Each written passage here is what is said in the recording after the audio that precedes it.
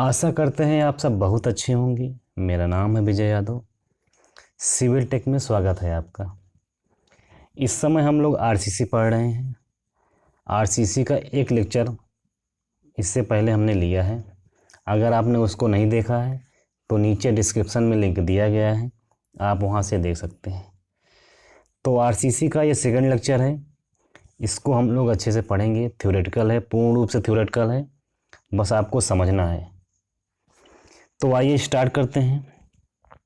दिया है प्रतिबल। प्रतिबल बोले तो स्ट्रेस। स्ट्रेस क्या होता है इसके बारे में हम लोग पढ़ते हैं। दिया है कि जब किसी संरचनात्मक खंड पर बाहरी भार या बल कार्य करता है तो उसमें आंतरिक प्रतिरोध या बल उपजता है। अच्छा क्वेश्चन है। संरचनात्मक खंड, इसको स्ट्रक्चरल सेक्शन बोलते हैं। तो जब कोई संरचनात्मक खंड, कोई भी स्ट्रक्चर हो सकता है, वो उस स्ट्रक्चर पर अगर कोई एक्सटर्नल फोर्स लगाया जाता है, बल लगाते हैं, तो उस एक्सटर्नल फोर्स की वजह से इसमें आंतरिक प्रतिबल उत्पन्न होता है। आंतरिक प्रतिबल, इंटरनल मतलब स्ट्रक्चर के अंदर जो स्ट्रेस उत्पन्न होता है उसे ही हम कहते हैं प्रतिबल या स्ट्रेस कहते हैं। बात समझ में आई होगी आपको। मान लीजिए कि ये कोई स्ट्रक्चर है आपका। इस स्ट्रक्चर पर आप क्या कर रहे हैं, एक्सटर्नल फोर्स लगा रहे हैं, इस तरह से कोई फोर्स लगा रहे हैं। तो जो स्ट्रक्चर का इंटरनल पार्ट है, इस इंटरनल पार्ट में कहीं पर भी क्या होगा, इसमें एक स्ट्रेस जनरेट होगा और वही स्ट्रेस क्या कहलाता है, इसमें स्ट्रेस कहलाता है। याद रखिएगा, इंपॉर्टेंट क्वेश्चन है ये आपका। अब आगे हम लोग देखते हैं कि स्ट्रेस कितने प्रकार का होता है।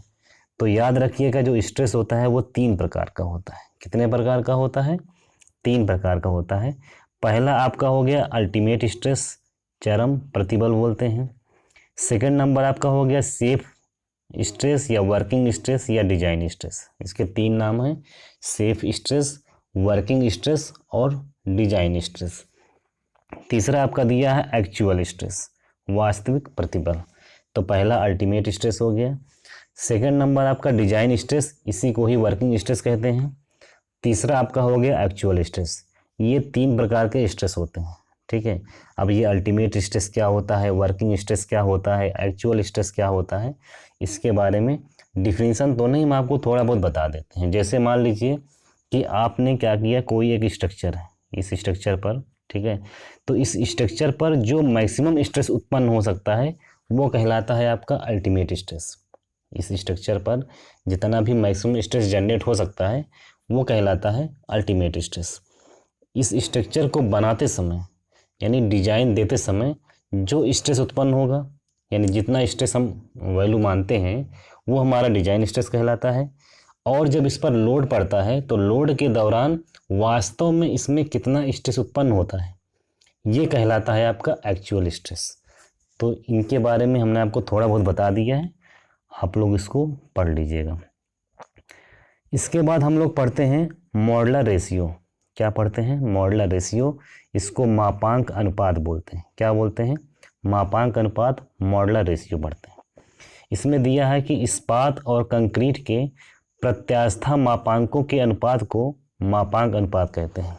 ये अच्छा क्वेश्चन है, अच्छी लाइन लिखी हुई है इसमें। कह रहा है इस्पात और कंक्रीट के प्रत्यास्था मापांकों के अनुपात को मापांक अनुपात कहते हैं, मॉडुलर रेशियो कहते हैं। अब मॉडुलर रेशियो से को समझने से पहले आपको क्या समझना पड़ेगा? Modulus of elasticity. क्या समझना पड़ेगा? मॉडुलस ऑफ इलास्टिसिटी को समझना पड़ेगा।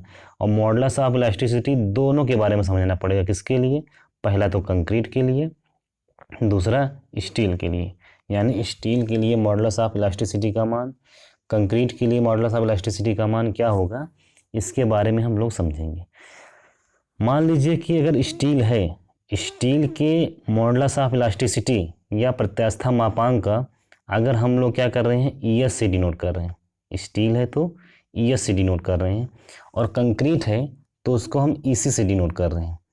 तो ईएस और ईसी का जो रेशियो होगा, अनुपात होगा, यही आपका कहलाता है क्या? Modular ratio. इसको एम से डिनोट करते हैं। किससे डिनोट करते हैं? एम से डिनोट करते हैं। तो देख लेते हैं, इस्पात तथा कंक्रीट के प्रत्यास्था मापांकों के अनुपात को मापांक अनुपात या मॉडुलर रेशियो कहते हैं।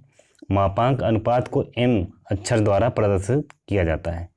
मापांक अनुपात को m अक्षर द्वारा प्रदर्शित किया जाता है। m बराबर क्या होता है?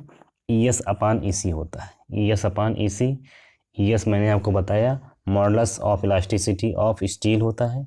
EC क्या होता है? Modulus of elasticity of concrete होता है। इनके अनुपात को मॉडुलर रेशियो कहते हैं। आगे देखते हैं। आगे आपका दिया हुआ है प्रतिबल और विकृति आरेख। क्या दिया है? प्रतिबल और विकृति आरेख, स्ट्रेस और स्ट्रेन डायग्राम। स्ट्रेस क्या होता है, स्ट्रेन क्या होता है, फिर इनके डायग्राम कैसे बनाते हैं, इस बारे में हम लोग पढ़ेंगे। फिर आपका दिया हुआ है अनुप्रस्थ काट, क्रॉस सेक्शन। क्या होता है क्रॉस सेक्शन, इसके बारे में समझेंगे। एक सामान्य एकल प्रबलित कंक्रीट धरन अनुप्रस्थ परिच्छेद। क्या दिया है? एक सामान्य एकल प्रबलित कंक्रीट धरन का जो अनुप्रस्थ परिच्छेद है, क्रॉस सेक्शन, प्रबलन इस्पात की स्थिति सहित दिखाया गया है। नीचे जो फिगर दिख रहा है, इस फिगर में दिखाया गया है। हम आपको इस तरह से दिखाते हैं। यहाँ पर क्या कह रहा है कि वो एक जो बीम है आपका, सिंगल बीम है, ठीक है, RCC का, उसके क्रॉस सेक्शन को यहाँ पर दिखाया गया है। खंड की, सेक्शन की क्या दिया है? बल शून्य रेखा। बल शून्य रेखा, इसको न्यूट्रल एक्सिस बोलते हैं। तो बल शून्य रेखा खंड को संपीड़न तथा तनन क्षेत्रों में विभाजित करती है। किस में विभाजित करती है? संपीड़न क्षेत्र मतलब कंप्रेसिव एरिया, और दूसरा आपका टेंसाइल एरिया में विभाजित किया गया है। तो आइए फिगर को विस्तार से समझते हैं। पहले ये आपका किसी बीम का क्रॉस सेक्शन दिया गया है। किसी बीम का ये क्रॉस सेक्शन है। ये जो एक्सिस दी गई है इसी को बोलते हैं न्यूट्रल एक्सिस। क्या बोलते हैं? न्यूट्रल एक्सिस बोलते हैं। यहाँ से लेकर यहाँ तक की जो डिस्टेंस दिखाई गई है बी, बी क्या है? बी जो होती है क्रॉस सेक्शन जो बीम दिखाई गई है उसकी चौड़ाई है। नीचे आपको यहाँ पर AST लिखा हुआ दिखाई दे रहा है। AST क्या है? ये बार का एरिया है। क्या है? एरिया ऑफ स्टील, स्टील का एरिया है। अच्छा, जो ये आपको बार दिखाई दे रही हैं, इस बार के सेंटर से, इस बार के सेंटर से बीम के ऊपरी वाले हिस्से के बीच की जो डिस्टेंस है, इसको ओवरऑल डिस्टेंस को क्या बोलते हैं? ये इफेक्टिव डेप्थ कहलाता है। क्या कहता है? इफेक्टिव डेप्थ कहलाता है। स्मॉल d से डिनोट करते हैं। अच्छा, इस बार के नीचे आप देखेंगे तो ये वाला जो हिस्सा है, ये निचला वाला हिस्सा, यहाँ से यहाँ तक की जो डिस्टेंस है, ये ओवरऑल डिस्टेंस कहलाती है। इसको कैपिटल D से डिनोट करते हैं, जो कि यहाँ पर लिखा हुआ है। अब आप समझिए यहाँ पर कि न्यूट्रल एक्सिस से लेकर के बीम के ऊपरी वाले हिस्से के बीच की डिस्टेंस, यही कहलाती है आपकी न्यूट्रल एक्सिस। इसको x से डिनोट करते हैं। और जब इसको x से डिनोट करते हैं तो नीचे वाला हिस्सा, इतना हिस्सा क्या बच जाता है? ये बच जाता है आपका D-x। क्या बच जाता है? D-x। D क्या है यहाँ पर? D जो है इफेक्टिव डेप्थ है, और x क्या है?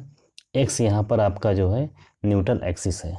तो जब इफेक्टिव डेप्थ में न्यूट्रल एक्सिस को घटाते हैं तो नीचे वाला ये वाला एरिया हमको मिल जाता है।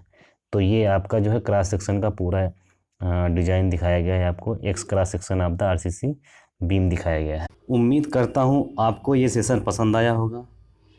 अगर ये सेशन पसंद आया है तो वीडियो को लाइक करें, चैनल को शेयर और सब्सक्राइब करें। Thank you.